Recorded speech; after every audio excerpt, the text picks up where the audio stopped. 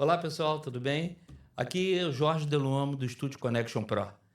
É um prazer estar aqui de novo com vocês e mais uma vez nós estamos aqui com a doutora Joana, né? Vocês se lembram, os outros vídeos que nós fizemos sobre podologia, né? Então, é a nossa podóloga aqui do coração. A doutora Joana, hoje, a gente resolveu bater um papo aqui sobre uma coisa, eu acho horrível, sabe? Mas micose, tá bem? Nós vamos conversar sobre micose. Então, primeiro, é um prazer em tê-la aqui, doutora Joana. Olha, o prazer é todo meu, mais uma vez, Jorge. E vamos lá para a nossa conversa, esclarecer aqui mais um pouquinho sobre os pés e as doenças dos pés, ajudar esta população que às vezes sofre um pouquinho com estes problemas. Ok. Então, vamos começar por uma coisa simples, né? Eu sei que as pessoas confundem muito uma pele seca com uma infecção fúngica, né? Qual a diferença que a gente chama muito assim das micoses, né? Então, como é que a gente identifica um fungo numa pele ou numa unha? Olha, pode pôr aí a primeira foto, que é para vocês começarem a ver já um bom exemplo. Por exemplo, na foto da esquerda, nós temos a presença de uma infecção fúngica e ela parece uma pele seca e ela também descama. E na imagem da direita, nós temos uma verdadeira pele seca, uma xerose intensa. Qual é a principal diferença aqui no tipo de descamação, que é um sinal clínico que nos evidencia quando existe a presença de uma infecção fúngica, como é o caso da imagem da esquerda?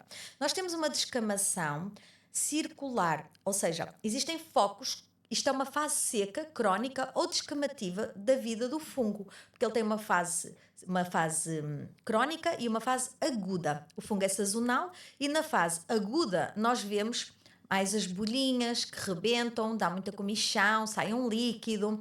Essa fase tem a ver com a temperatura do ambiente e é sazonal, como eu disse, normalmente é na primavera e no outono, que é quando eclodem os esporos que estão latentes, adormecidos, porque as condições atmosféricas do ambiente estão mais favoráveis, é a umidade e o calor úmido, a temperatura associada à umidade. Isso é mais Sim. sazonal. No resto do ano, normalmente caracteriza-se uma infecção fúngica por uma fase como está ali na imagem da esquerda, uma fase descamativa, com uma descamação circular e que pode durar muitos meses.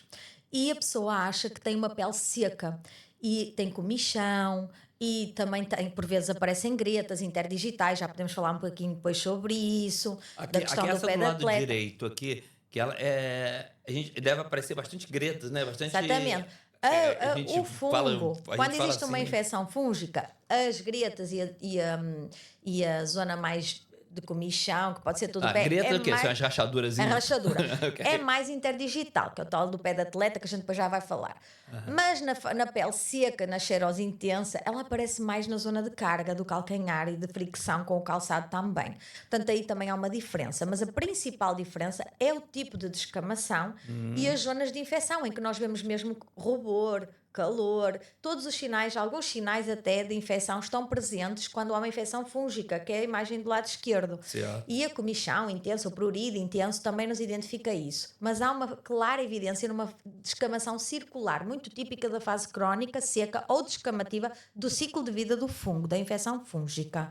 Essa é a principal diferença. Mas para fazer um diagnóstico bem feito, deve consultar um médico, um dermatologista, um clínico geral ou um podologista. Eles é que são os profissionais de saúde habilitados para diagnosticar. E eu queria chamar a atenção de uma coisa: muitas vezes as pessoas acham que têm a pele seca e estão com uma infecção fúngica e vão buscar um creme hidratante, até Isso. super, tipo uma vaselina, uma coisa muito emoliente. Olha, elas estão a ajudar imenso o fungo. O fungo adora umidade e ao darmos um creme hidratante, nós estamos a contribuir para um ambiente ainda mais úmido e isso é bom para o fungo. Nós estamos a ajudar o fungo a ficar ali e a desenvolver-se ainda mais. Portanto, é sempre bom fazer um diagnóstico Mas claro. desculpa, Joana. Vamos lá. A gente vai a um podologista, um médico. Aí ele fala o seguinte: ó, mantenha seu pé sempre hidratado. Cada. Aí o que, que você faz? Você sai da academia, sai do ginásio, passa creme no pé, passa creme na canela, né? Então, e aí você acha que, bom, não, eu estou fazendo certo, Certo, né? claro. E se por acaso eu tivesse com um fungozinho ali e estivesse fazendo isso? Então, se nós pomos o creme hidratante e começamos a ver que temos comichão, temos uma descamação ou uma pele seca, digamos, que não sai, temos até gretas interdigitais, bolhinhas no pé, nós começamos a perceber que alguma coisa não está bem. E quando nós vemos essas coisas que não estão bem, como uma pele normal está bem, não é? Está íntegra, não tem nada dessas coisas, Sim. então nós vamos recorrer ao profissional de saúde e ele vai dizer, olha, isto, está-se a passar isto, o diagnóstico é um fungo, não põe o creme hidratante nesta fase e põe, por exemplo, um antifúngico, põe um ozono, uma spirulina, que já temos vindo a falar, Sim. que combatem imenso estes problemas das infecções fúngicas. E, por exemplo, estou-me a lembrar que o óleo de ozono é antifúngico por excelência, porque ele combate todos os fungos através da presença de uma ozono, molécula né? com 3 átomos de oxigênio, não é? Que é o O3. E o oxigênio mata todos os fungos porque eles são anaeróbios, morrem na presença do oxigênio. Portanto, ele é um antifúngico, ele também é antibacteriano, porque as bactérias, 80% são anaeróbios, morrem na presença do oxigênio, e ele tem um efeito secundário, que eu digo que é um efeito secundário muito bom. Ele é óleo, ele também hidrata, mas é uma hidratação que está, se tivermos uma infecção fúngica presente, essa hidratação está a combatê-la. Portanto, quando nós devemos sim pôr um creme hidratante, ter cuidado para não pôr muito hidratante entre os dedos, não pôr, porque é uma zona úmida e não deve ficar ainda mais úmida, temos que a secar bem e mantê-la seca. E ter o cuidado de manter um pé hidratado, claro que sim, mas se nós vemos que apesar do nosso esforço e do nosso hábito correto, o nosso pé não está bem, então nós devemos procurar um profissional de saúde.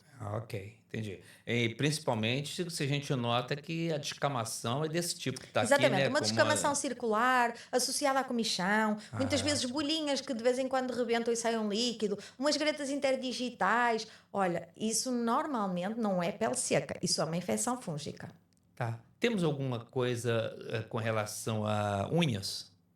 Temos, os Porque fungos isso aí- não são só da pele, as dermatomicoses Mas ou temos alguma foto dermatofite. específica de unha? Temos. Eu- Podemos passar para as fotos seguintes que são só unhas, penso eu. Ah, Acho que sim. Olha, por exemplo, aqui é um tipo de micose da pele, uma dermatomicose ou uma dermatofitia, que é caracterizada vulgarmente pelo nome de pé de atleta.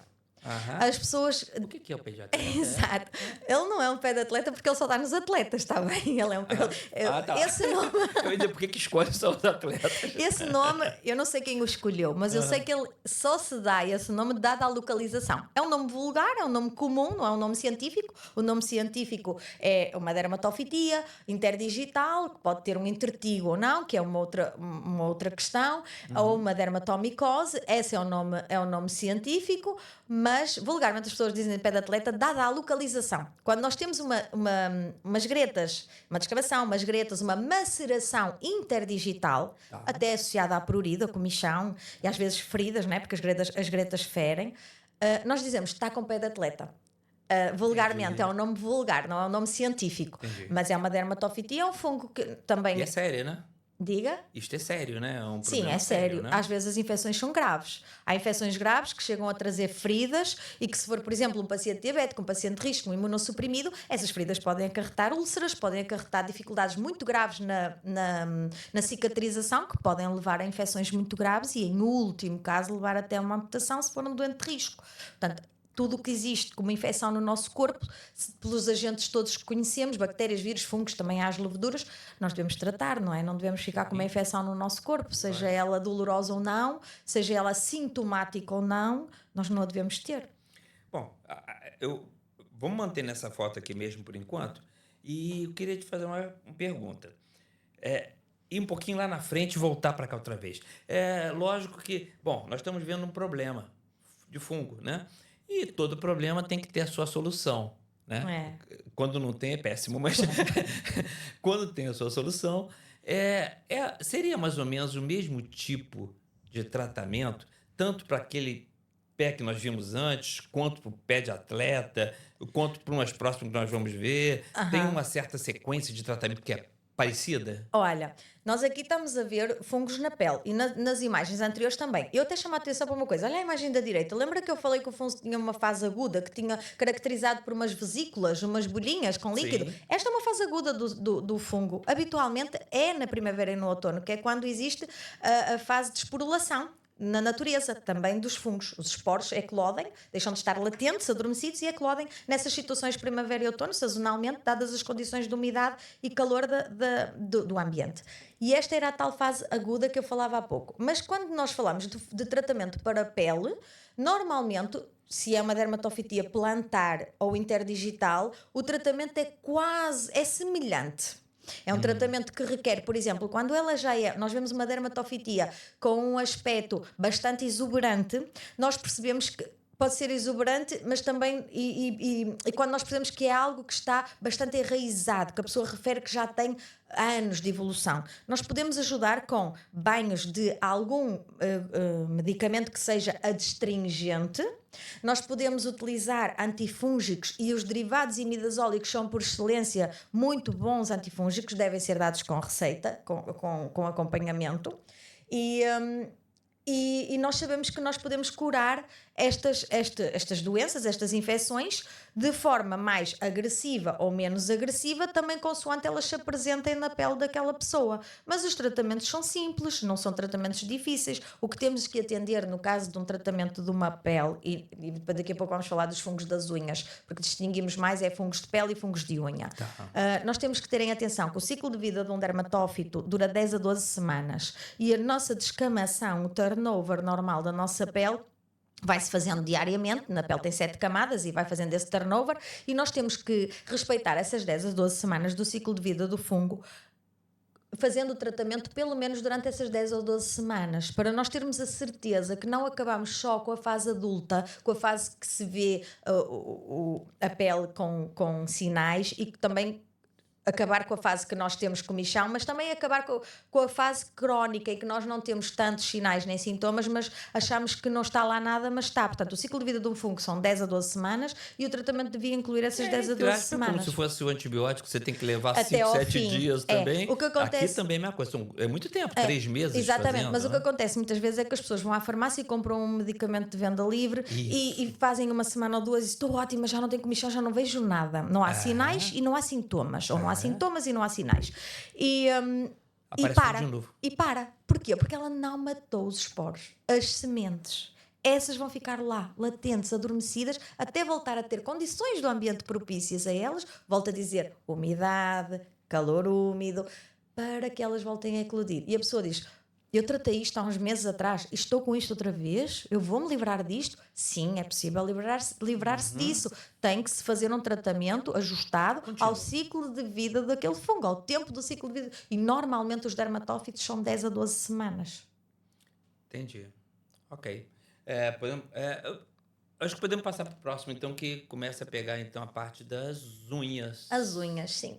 Aqui os fungos basicamente podem ser os mesmos, estamos a falar de dermatófitos e existem na pele, que estivemos a falar até agora, e existem também nas unhas. Este é um exemplo de... Nesta mesma pessoa nós temos exemplo de uma onicomicose, que é como chamamos o fungo das unhas, com uma onicogrifose no pé esquerdo, ou seja, o engrossamento da unha, e a presença do fungo levou a esse engrossamento. O fungo manifesta-se nas unhas de muitas formas. Pode ser apenas uma espécie de pasta farinhenta, que nós chamamos metabolitos ou produtos de degradação, que ficam por baixo da unha. Parece uma pasta farinhenta que a pessoa diz que tem um cheiro característico a queijo. Os fungos cheiram a queijo, não é? A presença desse fungo pode contribuir para isso, para se desfazer um pouco da unha e criar ali umas massazinhas por baixo. Também pode contribuir. São essas massazinhas que o pessoal diz assim, a unha engrossou. Na verdade, quando ela acumula, é isso que eu quero dizer. Numa fase inicial parece só uma farinhazinha por baixo da unha, nada demais. Mas depois, o passar dos anos, faz com que haja essa acumulação desses metabolitos ou produtos de degradação da atividade fúngica. Eles vão levando ao espessamento da unha. A unha vai engrossando porque ficam os depósitos, não é? Da atividade do fungo ali naquele local. Então o que é que acontece? A unha fica com uma onicogrifose. Nós definimos que uma unha grossa se chama onicogrifose. E as onicomicoses muitas vezes são acompanhadas de onicogrifoses, ou seja, as infecções fúngicas muitas vezes dão unhas grossas e também alteram a cor, alteram o formato, alteram a espessura, que é o que estamos a falar, e a própria unha muitas vezes está descolada, já não é uma unha com as características íntegras quando ela está colada ao leito, ela tem umas massas extensas por baixo. Entendi. Mais complicado de se tratar. É mais complicado, mas também se trata. Mas eu queria chamar a atenção para uma coisa. Por exemplo, o pé esquerdo tem uma onychomicose e uma onychogrifose bastante exuberantes, já é uma unha com uma afetação muito mais significativa do que o pé direito. Se nós olharmos para o pé direito, ele também já tem uma alteração diferente, uma cor diferente, já tem ali uma alteração na unha, e isto já é uma onychomicose, mas é um estado mais incipiente, mais inicial. Mas deve-se tratar na mesma. Agora, o tempo de tratamento de uma e da outra é igual? Não, não é. É muito mais rápido tratar uma unha como a do pé direito do que tratar uma unha como a do pé esquerdo. Entendi. E quais são as causas mais frequentes? Olha, por incrível que pareça, nós já sabemos que balneários, pessoas Já expostas. conversamos dela, sobre Os balneários, umidade. as piscinas, as pocinhas de água à volta da piscina, os lava-pés, não trocar de sapatos, não tirar as meias úmidas, tudo isso que nós temos vindo a falar, contribui muito. Não secar bem os pés e os espaços entre os dedos. Essas são tudo causas que vão favorecer o fungo. Mas, por incrível que pareça, há uma causa que quase ninguém se apercebe no seu dia a dia. Os sapatos, quando são demasiado justos ao pé ou com formatos demasiado bicudos à frente, apertados, estreitos, eles vão provocar microtraumatismos de repetição na unha. E o primeiro mecanismo de entrada de um fungo numa unha é o descolamento da unha provocado por microtraumatismos de repetição provocados por um calçado, seja ele um pouco ajustado ao pé ou demasiado estreito para o pé. Principalmente para a frente do pé, que é onde estão as unhas, não é? Esse microtraumatismo provoca um descolamento. Continuamente, ele vai descolando a unha. Na porção distal, normalmente. Também existe na porção proximal, mas é mais raro. Na parte final da unha, o que nós chamamos de porção distal, é a parte final da unha. Esse descolamento faz uma loca de infecção. Uma loca, um espaço oco entre a unha e a carne. Sim. Isso é uma porta de entrada para o fungo.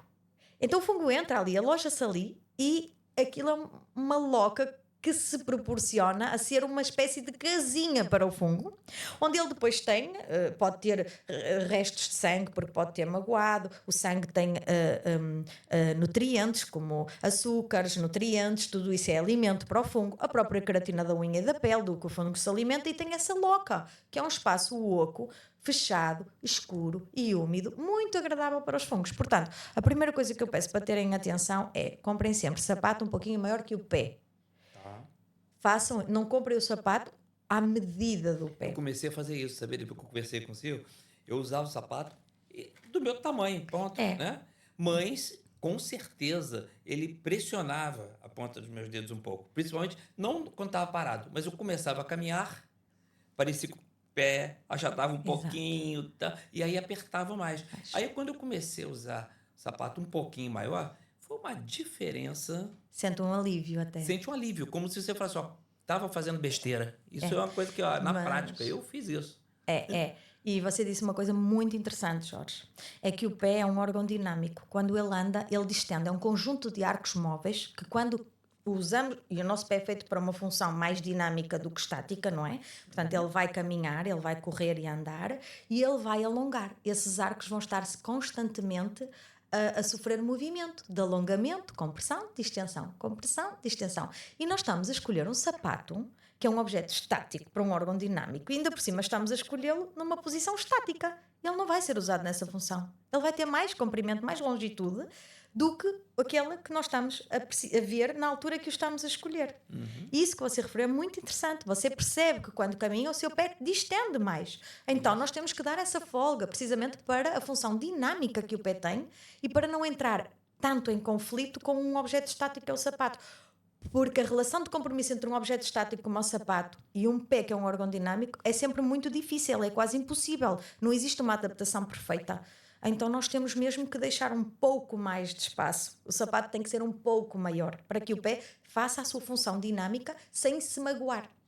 Entendi. Nós depois podemos falar sobre o calçado, acho importante, também é um bom tema. Porque na verdade você vai comprar um sapato, você coloca no pé e fala assim, tá bom. Por quê? Tá paradinho, não tá fazendo pressão no chão. Aí no máximo que você faz, dá umas 4 caminhadazinhas para lá, 4 para cá, tá pronto. Põe no pé, né?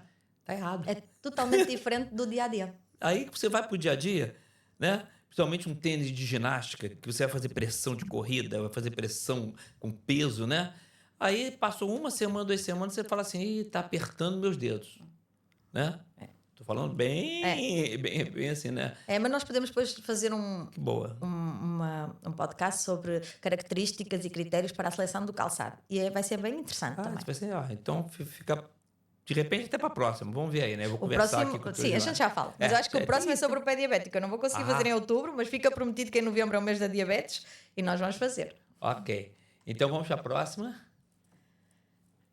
Então, Este caso. pronto, nós estávamos a falar dos fungos nas unhas, não é? E aqui os tratamentos que nós temos hoje em dia para os fungos nas unhas já nos permitem resultados espetaculares. Este resultado do pé esquerdo, da imagem que está à esquerda, este resultado foi umas semanas depois. É o mesmo pé, o antes e o depois. Nós temos mais casos, podemos passar às fotografias seguintes e até falar um bocadinho sobre este caso é muito interessante porque este paciente foi muito cooperante, ele fez tudo direitinho do princípio ao fim e vejam como ficou após 12 semanas de tratamento. Ele estava com o terceiro, quarto e quinta lâmina unguial completamente afetadas e na foto seguinte, que nós podemos pôr a foto seguinte, isto foi 12 semanas depois. Foi o caso mais rápido de onicomicose exuberante, ok? Porque esta não é uma onicomicose incipiente, era uma onicomicose bem instalada.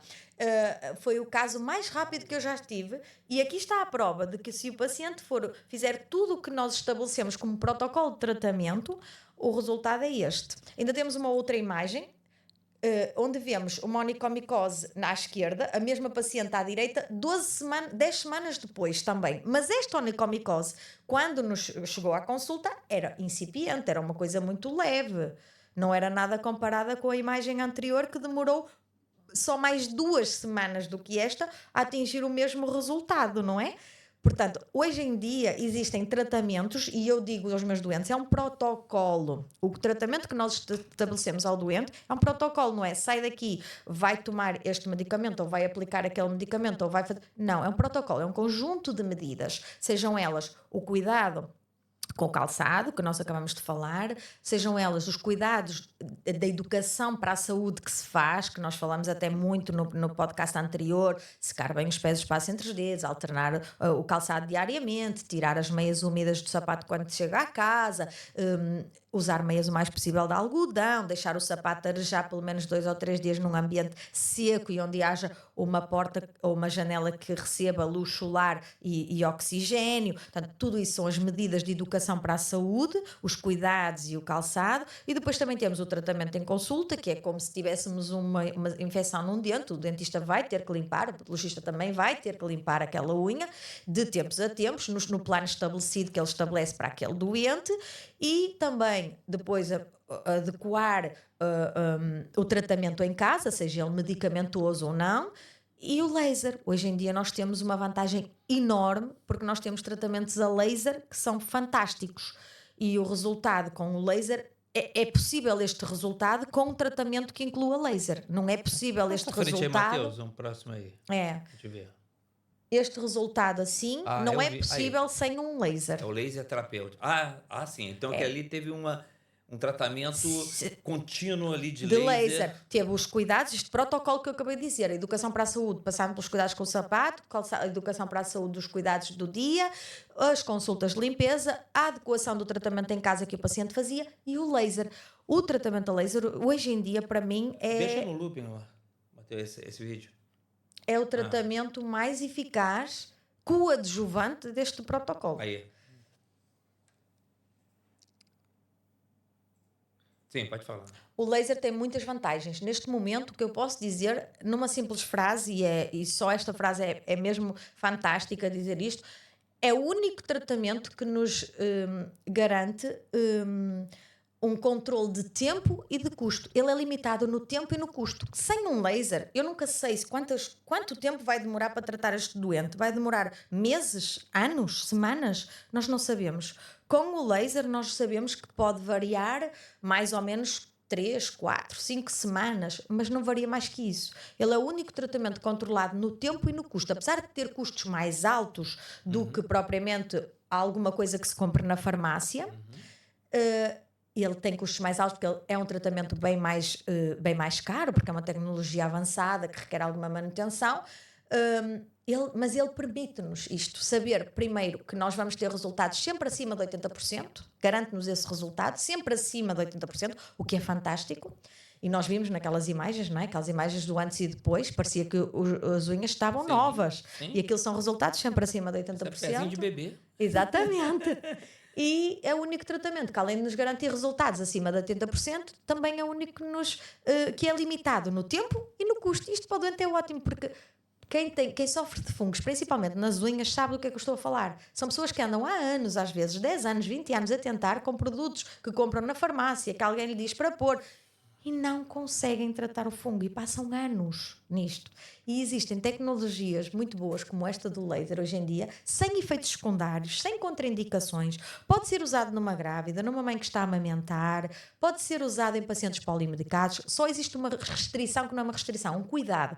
É que o laser aquece, e temos de ter cuidado com os pacientes que têm neuropatia, como por exemplo os pacientes diabéticos. Esses, como podem não sentir o laser a aquecer, podem não referir. Olha, estou a sentir a E é de alta aquecer. potência, né? Isso pode É de alta queimar, né? potência. Aham. Agora, não. Depois você dá uma pausa ali, quando tiver aqui assim, olha, com o endereço dela, só deixa ele fixo ali, por favor. O tratamento com laser é indolor. Atenção, às vezes pode aquecer um pouquinho, mas ele é praticamente indolor. Não é como aquele laser que se faz na pele para a extração do pelo e tudo mais, que esses doem bastante. Este laser não dói.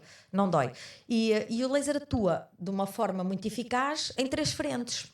É a potência certa, a frequência e a temperatura. Através de uma temperatura entre 46 e 51 graus e através de uma frequência de 1064 nanómetros e através de uma potência que vai entre 10 e não chega a 20 watts, ele consegue reunir estas 3 características para depois emitir um feixe de luz de alta potência que vai desagregar as moléculas do fungo, vai rompê-las, porque elas não suportam essa temperatura, nem essa frequência, nem essa potência, elas rompem. O fungo, quando visto ao microscópio, parece quase uma arvorezinha, até umas caixinhos de uva até, ele vai rompendo. Questão aqui agora que passou na minha cabeça, não? Nós temos que levar em consideração o ciclo de vida do fungo, né?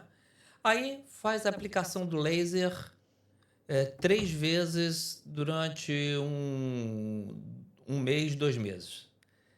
Mas não venceu a vida do Há aqui fungo. Como é que faz 2 isso? questões. Primeiro, o laser, terminando o laser, a ação do laser é que ainda é contínua durante bastante tempo. Semanas e até meses, porque ele faz uma limpeza da matriz, que são as células que estão por baixo da cutícula, atrás da cutícula e por baixo, que são as células que fazem nascer a unha, não é? São as células mãe da unha. E o laser tem essa vantagem, é que limpa as células mãe, portanto elas estão a sair continuamente limpas e existem protocolos de laser que nos garantem resultados até 2 anos após a aplicação do laser. Estamos a falar até 2 anos. Alguns garantem os resultados até 2 anos. Uau. Mas depois existe outra coisa. Dificilmente eu vou ter um paciente que vai precisar só de 3 sessões. Isso seria muito bom naquela condição ideal que as pessoas vão ao podologista como vão ao dentista. 1, 2 vezes por ano eu consulto o meu podologista e aí ele apanha-me um fungo numa fase muito inicial e eu só preciso de 3 sessões de laser ou 2 ou 3 ou 4. Só que isso ainda não acontece com a podologia, porque as pessoas não estão ainda num hábito social de ir ao podologista como vão ao dentista. Então o que é que nos chegam? Fungos bastante exuberantes, bastante antigos e mais difíceis de tratar. Portanto, eu dificilmente tenho um paciente que vai precisar só de 3 sessões de laser. Portanto, aí essa questão também já nem se põe, não é? Sim. Já quase que nem se põe. Sim, entendi. Às vezes tem pessoas assim que fazem uma sessão de laser no começo, depois fazem um tratamento medicamentoso, depois tem que fazer mais um laser no final. Olha, é assim, eu estudei muito e investi muito no laser porque realmente os resultados são únicos e porque suprime completamente a necessidade de medicação oral, de terapêutica oral. E para mim a terapêutica antifúngica oral é das piores terapêuticas para o nosso organismo. E eu vou dizer isto de uma forma muito simplista, sem usar conceitos científicos e médicos, clínicos, digamos assim. Quando nós tomamos um comprimido, um antifúngico, que é altamente tóxico para o nosso fígado, é hepatotóxico, ele vai se dissolver nos órgãos centrais, aqui em cima, onde está o fígado, o estômago, etc. Ele vai criar uma bomba que chegou ali e atacou tudo. E o que é que vai chegar no nosso membro inferior, lá na ponta, que é o nosso pé? 0,000 de nada, de uma concentração quase nada. Então nós atacamos os órgãos centrais com uma bomba para termos uma quantidade mínima de um antifúngico para tratar a matriz das nossas células de uma unha do pé. Como um professor meu uma vez disse, matamos um mosquito com uma bala de canhão. E os efeitos colaterais disto tudo, o nosso fígado que ficou intoxicado, que anda intoxicado semanas, meses com essa medicação. Se eu não tivesse outra possibilidade, Por né? isso é Aí você fala assim, bom, então tem que seguir por aqui. Mas é que mesmo a possibilidade medicamentosa oral Tá. não tem as garantias de cura que tem o laser. Quando o laser é bom, quando o laser é de alta potência, quando é feito da forma correta e quando está inserido no tal protocolo de todo um conjunto de medidas. Porque se a pessoa disser, eu já fiz 10 lasers e não resultou, mas depois não adotou todas as outras medidas de educação para a saúde, a aplicação dos cuidados certos em casa, o laser também sozinho não irá ter os mesmos resultados. Né? E eu já me apercebi que há variações de laser para laser. Não sei se é potência, provavelmente, mas porque há pacientes que chegam de outras clínicas onde lhes fizeram outro laser, outras marcas de laser, e não têm os mesmos resultados que têm com aquele que eu estou a usar neste momento. Entendi. Agora, vamos lá. Qual a diferença de podologista para podiatra, né? Olha... E quais seriam as ações para combater esse tipo de problema? Olha, neste momento e na nossa comunidade, a nível de comunidade podiátrica ou podológica que nós temos em Portugal, nós definimos, na nossa comunidade de profissionais de saúde, um podologista é um licenciado em podologia, isso está na lei. Na lei é preciso uma licenciatura, são 5 anos e está definido que o licenciado em podologia chama-se podologista. Nós convencionamos que um podiatra vai mais além. Convencionamos que é aquele que depois faz outros níveis de graduação superior após a licenciatura, sejam pós-graduações, mestrados, doutoramentos, fellowships. Portanto, essas pessoas já têm uma graduação maior do que só uma licenciatura e consideramos... Mas isso é uma definição interna? Interna, por enquanto ainda é interna, da nossa classe. Ok. E vocês estão tentando colocar Mas, isso? Mas atenção, porque podiatra é o nome traduzido do inglês, porque em inglês diz podiatrist. E é podiatra em português. E não deixa de ser a mesma coisa que um podologista, é igual. Também existe essa, essa alteração por causa da língua, não é? Sim. Se nós quisermos chamar um podologista em espanhol, na língua espanhola, é podólogo. Sim. Em português não se diz podólogo. Nós, quando vamos à Espanha e procuramos um dermatologista, é um dermatólogo. Um urologista é um urólogo. Em português, um licenciado em podologia é podologista ou podiatra, traduzido do inglês. Entendi. Bom, então, o que nós vamos programar? Então, gente, a gente conversou... Eu acho que terminaram as fotos? Acho que sim, né? Acho que sim, acho que a gente disse tudo, um bocadinho de tudo. Agora, diga uma coisa, faltou assim... a gente já bateu muito nisso, mas eu acho que deve continuar batendo, quais são as prevenções básicas para a parte fúngica, né? São aquelas mesmo que a gente tem conversado? São. Nós já falámos muito disso e eu acho que é sempre importante repetir. Sim. É secar os pés e passar a toalha no espaço entre os dedos um por um. Demora 3 segundos e muita gente hoje em dia nem nunca secou um pé, quanto mais passou uma toalha no meio do espaço de um dedo. E eu não consigo compreender. Como é que há pessoas... Então, hoje em dia também há pessoas que não lavam os dentes ou de vez em quando não passam o fio dental. Pronto, mas basicamente esse é o principal cuidado. Voltamos a repetir: alternar o calçado diariamente, tirar a meia quando chegamos a casa, dentro do sapato ela está úmida, nem que seja só para trocar por uma meia seca, mesmo sem lavar o pé, é tirar aquela meia. As meias o mais possível de algodão. Não andar de sapato fechado, sem meia. Por exemplo, os mocassins, as sabrinas, as paiés são muito usadas sem meias. O pé, a planta do pé, é o sítio do corpo onde há mais glândulas de transpiração, as glândulas sudoríparas. Nós libertamos toxinas e vapor de água todo dia e toda a noite. Um pé num sapato sem meia não vai ser um local muito próprio para a absorção de umidade por parte do sapato. A meia protege o sapato e também protege o pé, senão o sapato fica um foco de infecção permanente.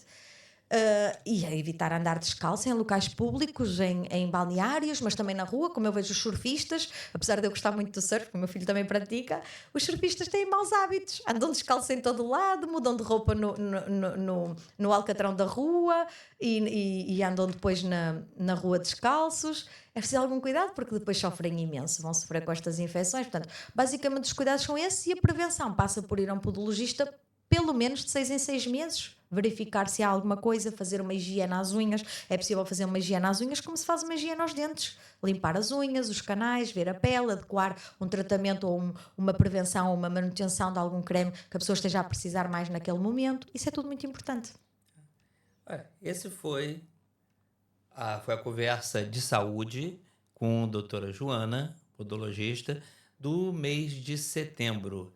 E vamos fazer outubro ou não vai dar tempo? Vamos Não para vai dar novembro? porque eu vou estar numa formação e eu não vou ter nenhuma sexta-feira. Aham. Mas eu prometo que em novembro nós voltamos com o pé diabético, porque novembro, e acho que é dia 14 de novembro, é o Dia Mundial da Diabetes, e nós vamos fazer um novembro sobre a diabetes, o pé diabético. Então tá, então nós vamos colocar mais um episódio, ou talvez até no dia mesmo do pé diabético. A gente grava um pouquinho Se for antes e no possível, vamos dia ver a se gente, é a gente possível. joga, né? Vamos ver. Vou aqui Exatamente. porque o Dr. Joana tem uma vida complicada, a gente conseguiu uma horinha pra gente conversar aqui. Então, agradeço muito a vocês. E se teria alguma coisa para deixar para a pessoa que está te ouvindo agora? Algum recado? Olha, cuidado agora. Eu ia pedir um recado, tá? Diz. Diz onde que as pessoas te encontram, porque Olha, a às mim vezes as pessoas encontram-me querem saber. diariamente na Clínica Parque do Estoril, no Grupo Cordeiro Saúde, mesmo em frente ao Jardim do Casino do Estoril. Tá. E eu ia pedir um cuidado. É que nós estivemos a falar de fungos e eu expliquei muitas vezes que ele era sazonal. Nós estamos a entrar no outono. Cuidado. Cuidado agora nesta fase. Se é uma pessoa que tem excesso de transpiração, se é uma pessoa que tem maus hábitos, adquira os bons hábitos que eu acabei de falar, vá a um podologista se tem algum excesso de transpiração, se nota alguma modificação na sua pele, como uma descamação, umas vesículas, porque agora começa a fase em que os esporos, se nós tivermos fungos, vão eclodir. Esta é a fase sazonal aguda do fungo. Normalmente é agora no outono e depois na primavera que vão eclodir os esporos. E muitas vezes as pessoas estão com comichão, com uma descamação, não sabem o que é. Procurem um profissional de saúde adequado. Espero que tenha sido importante, que tenha trazido informação, né? O nosso objetivo é trazer informação, né? E até o próximo episódio, então. Forte abraço para todas.